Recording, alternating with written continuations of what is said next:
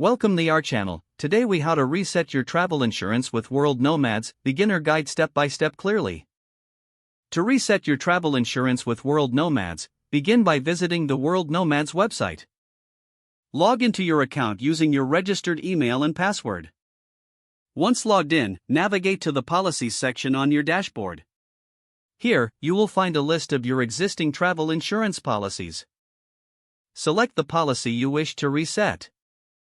Look for the option labeled Reset Policy or Modify Policy. Click on this option to initiate the reset process. Carefully review the terms and conditions presented to you. Make any necessary updates to your coverage options based on your travel plans. After updating, ensure all your personal details are correct. Proceed to the payment section if any additional fees apply. Confirm your changes and submit the reset request. You will receive a confirmation email outlining your new policy details. Keep this email for your records. If you encounter any issues, refer to the FAQ section for troubleshooting help. Alternatively, contact World Nomads customer support for assistance.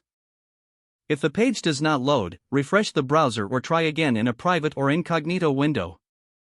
Make sure you are using the correct email address, then retype it carefully to avoid small typos. If your password is not accepted, use the reset option and create a new strong password you can remember.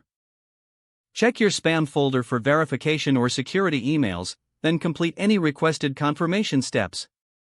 Enable two-factor authentication if available to improve account security and reduce unauthorized access risk.